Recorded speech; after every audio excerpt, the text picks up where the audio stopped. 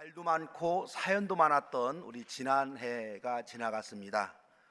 시간은 이렇게 가기는 가는 거구나 생각이 듭니다. 올해 우리 교회는 총회의 표와 똑같이 말씀으로 새로워지는 교회 이렇게 정해봤습니다. 근데 이 표현은요 좀 식상한 구호다 이렇게 우리가 말할 수 있습니다. 말씀으로 새로워진다 이 선언은 강단에서 자주 듣는 내용입니다. 특히 종교개혁주일인 10월 31일에는요 비슷한 주장들을 연례 행사로 설교자들이 합니다. 문제는 한국 교회와 한국 사회는 여전히 새로워지지 않고 있다는 점입니다. 또 나는 여전히 옛적 그대로라는 겁니다. 2017년도에 종교개혁 500주년을 맞이했습니다. 교계에서는 개혁, 변혁, 혁신, 변화 등등의 많은 단어들이 등장했지만은요 교회는 큰 변화 없이 그대로입니다. 오히려 교회는 더 우리 사회의 신뢰를 잃어가고 있습니다. 이런 점들을 살펴보면서 개혁, 변화는 일생 동안 해야 되는 것임을 우리가 알게 됩니다. 이런 측면에서 우리 총회는 다시 말씀으로 세워지는 교회 올해는 그렇게 정했고요. 저도 이 표가 대단히 마음에 들었습니다. 지금까지 총회 표어를 우리 교회 표어로 삼은 적이 별로 없는데 올해는 주저없이 이 표어를 사용합니다. 우리 다시 마음을 다잡고 한 해 주의 말씀을 가지고 씨름하면서 우리의 신앙이 더 새롭게 변화되고 더 새롭게 성숙하는 그런 교회가 되기 위해서 몸부림하는 그런 한 해가 되기를 기대해 봅니다. 오늘 신약 본문의 말씀은요 최근 몇 년 동안 제 가슴을 파고든 그런 말씀입니다. 한국 교회를 바라보면서 한국 교회를 떠나는 사람들을 바라보면서 또 저 자신과 한국 교계의 실망을 느끼면서 이 말씀이 제 폐부를 찌릅니다. 제가 설교 노트를 살펴보니까 한 7개월 전쯤에 이 말씀으로 설교를 했더라고요. 동일한 본문 말씀이지만 더 강조하고 싶어서 다시 이 말씀으로 설교 본문을 삼아 보았습니다. 그 대신 지난번에는 제목 설교를 했는데 이번에는 오늘 본문 말씀 한 절 한 절을 구체적으로 살펴보는 강해 설교를 그렇게 해보도록 합니다. 먼저 화면을 한번 좀 보시기 부탁합니다. 화면에 보면은 66절이 나오는데요 우리 같이 한번 읽어볼까요? 이 때문에 제자들 가운데서 많은 사람이 떠나갔고 더 이상 그와 함께 다니지 않았다. 무슨 말인지 쉽게 알겠죠? 이 구절에 의하면 예수님의 제자들 가운데서 많은 수가 예수님을 떠나갔습니다. 전부는 아니에요. 예수님이 설교해도 말씀을 거부하고 떠나는 사람들이 있었습니다. 근데 이 구절에서 방송실 이것 좀 계속 좀 놔주세요. 왜 화면을 지웠어요? 왜요? 이게 그대로 나와야 되는데. 예, 됐습니다. 예. 이 구절에서 우리가 좀 이렇게 생각해 봐야 될 말씀이 이 때문에라는 생각이 이 때문에라는 단어예요. 그러니까 이 때문에라는 단어인데 이 때문에라는 즉 어떤 이유 때문에 예수님의 제자들이 예수님을 떠나갔다 이런 말이죠. 그럼 도대체 어떤 이유 때문에 그래서 이 때문에라는 단어가 어떤 의미를 내포하고 있는가 우리 생각해 봐야죠. 이 때문에. 우리 다시 한번 화면을 보시기 부탁합니다. 60절로 가보면은요 같이 한번 있습니다. 예수의 제자들 가운데서 여럿이 이 말씀을 듣고 말하기를 이 말씀이 이렇게 어려우니 누가 알아들었겠는가 하였다. 그러니까 이 60절에 이미 이런 내용이 나오는 거예요. 많은 제자들이 예수님의 말씀을 듣고 예수님의 말씀이 참 어렵다 그렇게 생각하는 거예요. 이렇게 말씀이 어려워서야 누가 이 말을 알아듣겠느냐 이런 거죠. 근데 사실요 예수님은 율법을 공부하지 못한 하층민들도 알아들을 수 있는 아주 쉬운 말로 그렇게 설교했습니다. 설교가 좀 어렵다고 생각하면 예수님이 비유를 들어가지고 그 말씀을 설명했어요. 더 나아가서 그 말씀을 백성들에게 깨닫게 하기 위해서 이적까지 행하면서 말씀의 비밀을 가르쳐 주셨습니다. 그래서 많은 사람들이 예수님을 따랐습니다. 이렇게 예수님을 따라다니는 사람들이 이제는 말씀이 어려워서 예수님을 떠난다 이 얘기예요 지금. 그래서 말씀이 어려워서 떠났다 이 말은 또 어떤 말인가 생각해 봐야죠. 여러분, 말이 어렵다 이 뜻에는요 여러 가지 의미가 담겨져 있습니다. 말이 어렵다, 말이 안 된다, 이런 뜻은요 가장 큰 뜻은 뭐냐면, 그 말의 큰 뜻은 그 말에 동의할 수가 없다, 그 말에 찬성할 수가 없다, 이런 거죠. 그러니까 예수님의 제자들은 유대인들입니다. 보통의 유대인들은요 어려서부터 율법을 공부하며 자랐습니다. 예수님 당시 공부 배움이라는 것은 보통 율법에 대한 공부입니다. 그러니 유대인들은 어른이 되면 율법에 대해서 상당한 지식을 가지고 있습니다. 그리고 이 율법대로 하려고 많은 노력을 하면서 그렇게 살아왔습니다. 그런데 예수님의 가르침은 자신들이 지금까지 배운 것과는 전혀 다른 가르침입니다. 예수님이 기적을 베풀고 병자를 고쳐주고 인격적으로 사람을 대하는 것은 보기가 너무너무 좋습니다. 그런데 예수님의 가르침에는 제자들이 동의할 수 없는 부분들이 상당히 많이 있었습니다. 예를 든다고 한다면, 유대인들은 안식일을 생명처럼 지킵니다. 유대인들은 이 안식일을 하나님의 날로 그렇게 이해합니다. 우리도 그렇게 이해하잖아요. 성경에, 찬송에도 보면은 주의 날 그러잖아요. 사람들은 철저히 노동을 하지 않고 쉬면서 안식일을 주의 날 이렇게 지키는 겁니다. 그렇게 오랫동안 살아왔습니다. 그런데 예수님이 안식일에 금지된 의료 행위를 하는 거예요. 의료 행위는 분명히 노동입니다. 응급 환자가 있어서 안식일 의료 행위했다고 한다면 그나마 이해할 수 있어요. 내일 고쳐도 되고 모레 고쳐도 되고 하는 이 만성 환자들도 예수님이 안식일날 고치는 거예요. 더군다나 제자들이 밀 이삭을 잘라먹는 안식일 노동 행위에 대해서도 눈 감아줍니다. 도대체 이해할 수 없는 말씀은 뭐냐 그러면, 안식일이 사람이 안식일을 위해서 있는 것이 아니라 안식일이 사람을 위해서 있다, 이 말하는 거예요. 이때까지 보통의 유대인들은 당연히 사람이 안식일을 위해서 있다 이렇게 그냥 누구한테 질문하진 않지만 느끼고 살아온 겁니다. 그런데 안식일이 사람을 위해서 있다, 이런 거예요. 이런 예수님의 가르침에 제자들은 도저히 동의할 수가 없습니다. 그래서 예수님을 따랐던 많은 제자들이 예수님을 떠나갑니다. 또 예수님께 동의하지 못했던 점이 있습니다. 예수님의 인격과 능력과 사랑에 제자들은 친밀감을 가지고 예수님을 따릅니다. 그런데 자신들을 그렇게 친밀하게 대해주는 건 참 좋은데, 예수님은 유대 사회에서 교인이라고 정규된 사람들, 자신들이 지금까지 상대하지 않았던 사람들, 그런 사람들도 친구로 삼습니다. 유대 사회에서는 율법을 어기며 살아가는 많은 사람들이 있었습니다. 안식일법을 어기며 살아가는 사람들, 정결법을 어기며 살아가는 사람들, 로마의 앞잡이가 되어서 민족을 팔아먹는 세리들, 음란한 창기들, 이단자 사마리안들, 이런 많은 사람들이 있었습니다. 그런데 예수님은 보통의 유대인들이 상종하지 않는 이런 사람들과 격의 없이 친구로 지냅니다. 더 나아가서 이들도 하나님의 사랑을 받는 백성이다라고 선포하면서 함께 먹고 마시면서 잔치합니다. 이런 예수님을 보면서 이들은 예수님에게 동의할 수가 없습니다. 그래서 이들은 예수님을 떠나간 겁니다. 이런 모든 사연을 통틀어서 예수님의 말씀이 어려워서 떠났다, 성경이 저렇게 표현되어 있는 거예요.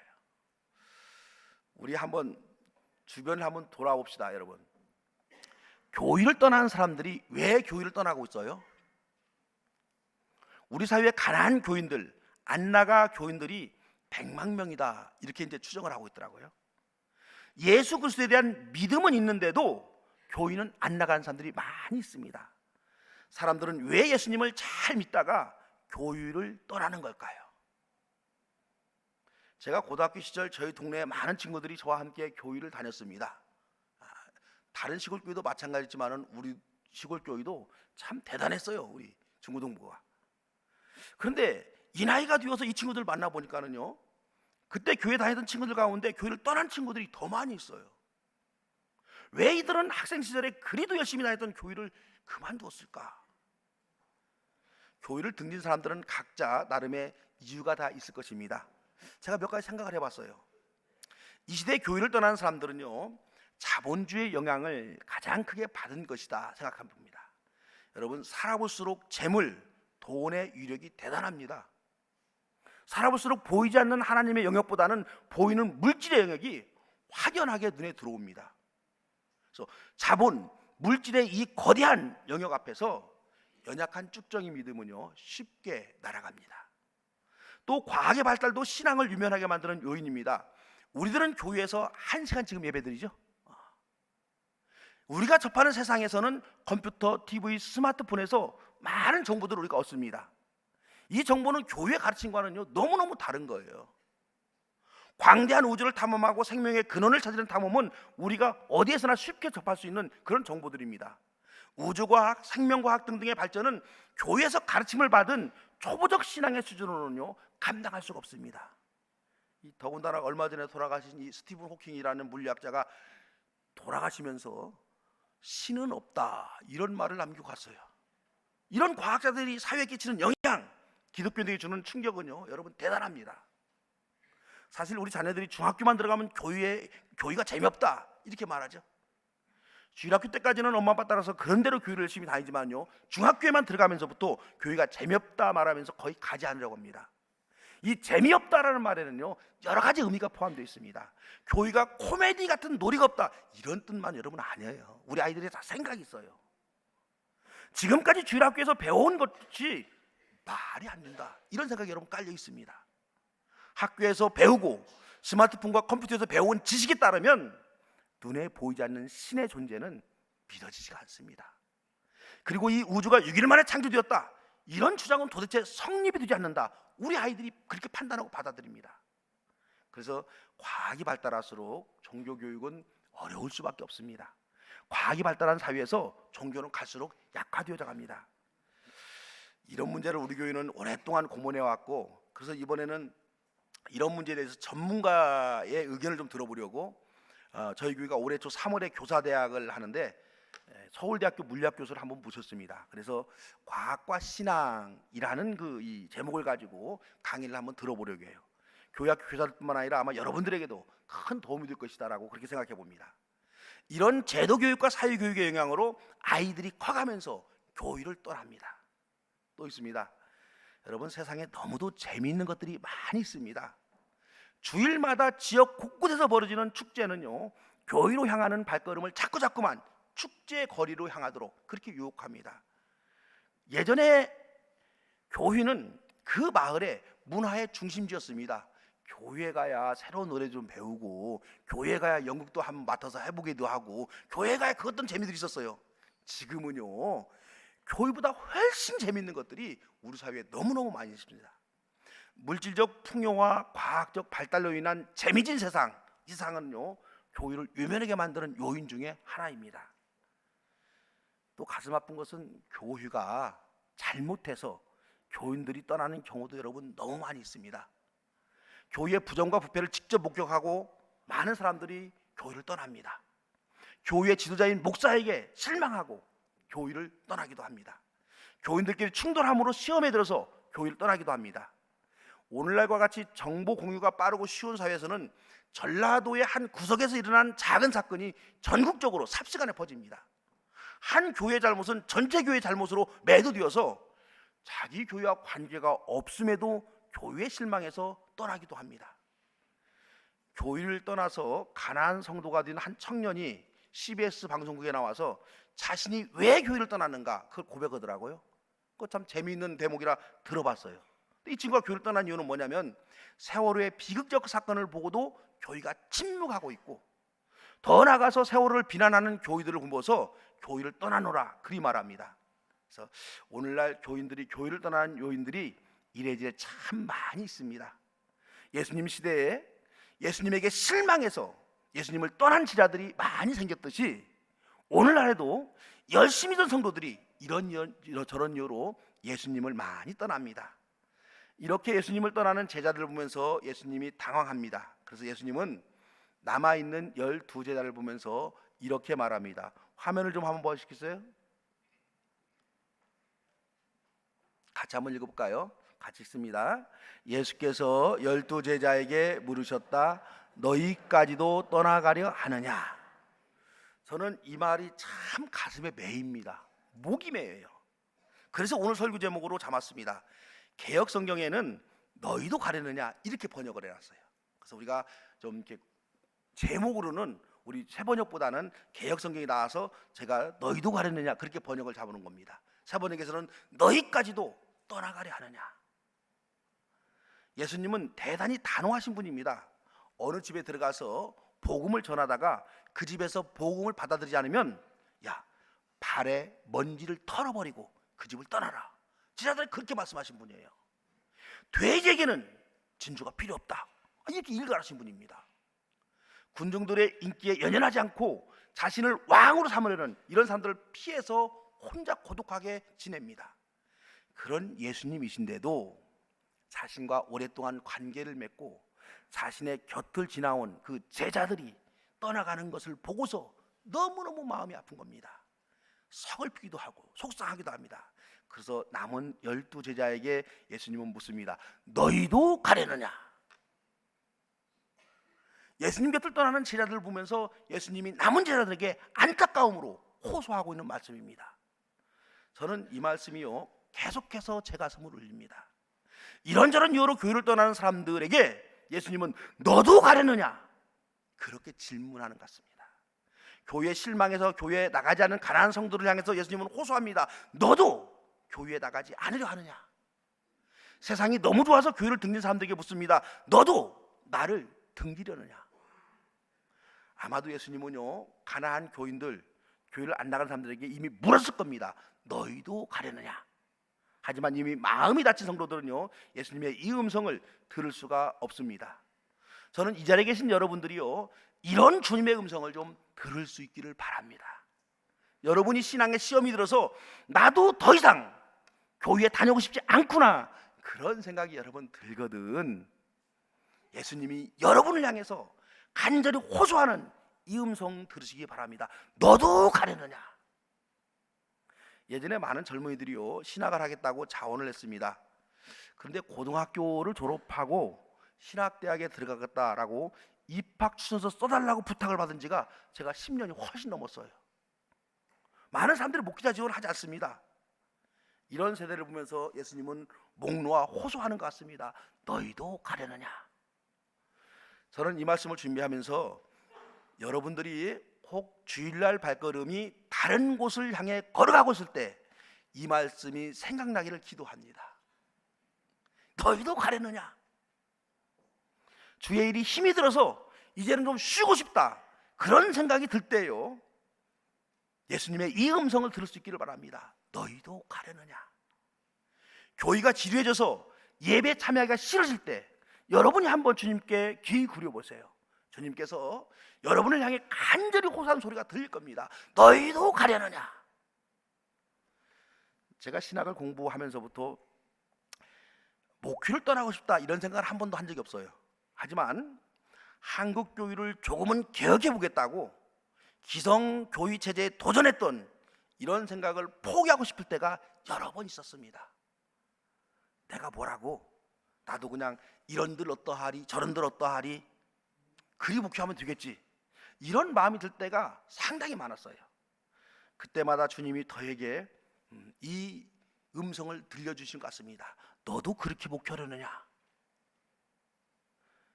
그리 말씀하실 것 같아서 다시 정신을 차립니다. 참 예수님의 그 약한 모습이 보이는 것 같고, 우리가 이 목매면서 이 음성을 갖다가 들을 수 있는 것 같아요. 이 예수님의 안타까운 음성을 들은 베드로가 대답합니다. 한번 화면을 한번 다시 한번 볼까요? 같이 한번 읽습니다. 주님, 우리가 누구에게로 가겠습니까? 선생님께는 영생의 말씀이 있습니다. 베드로는 12제자들이 예수님을 떠나지 않는 이유를 말합니다. 주님, 우리는 절대로 안 갑니다. 주님에게는 영생의 말씀이 있습니다. 영생의 말씀 때문에 우리는 모든 사람들이 다 주님의 곁을 떠나가도 예수님 곁을 지키고 있다, 이런 말이죠. 참 감동적인 말입니다. 근데 우리가 여기서 그냥 영생의 말씀이 있습니다 끝내지 말고 질문해야죠. 영생의 말씀이 뭔 말씀일까요? 이 12제자들이 예수님을 떠나지 않고 지켜야만 하겠다라고 결단한 감동적인 말씀, 그게 구체적으로 뭘까요? 제가 예전에 설교한 거 찾아보니까 영생의 말씀을 둘로 나눴더라고요. 두 가지 생각해보면 이런 겁니다.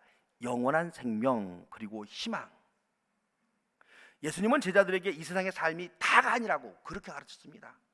영생, 부활, 천국, 하나님 나라, 구원 모두 비슷한 개념들입니다. 예수님은 로마의 지배에서 유대인들을 구원하지 않으셨습니다.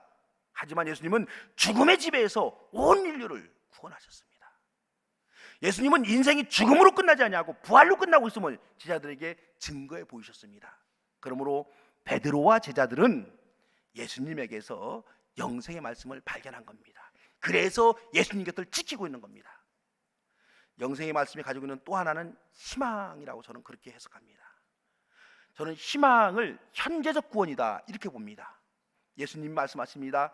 나를 믿는 자는 죽어도 살겠고 살아서 믿는 자는 영원히 살 것이다. 이 말씀이 현재적 구원을 말하고 있습니다. 구원받은 사람이 여러분 이 세상을 떠나는 그 시간부터 구원 백성이 되는 거 아니에요. 예수님과 함께 동행하는 지금부터 구원 백성으로 살아가게 되는 겁니다. 그래서 살아서 믿는 자는 영원히 죽지 않는다 이 말은 이 땅에서 죽지 않는다 그 말이 여러분 아니에요. 이 세상에서 예수 믿는 그 시간부터 구원의 백성, 부활의 백성, 영원한 생명을 소유한 백성으로 살아가게 됩니다.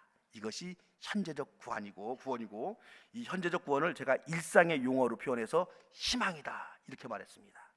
여러분 예수님을 믿는 사람들은 병든 이 세상에서도 언제나 희망 속에 살아가는 사람들입니다. 세상 사람들은 하는 일이 형통할 때 희망을 가집니다.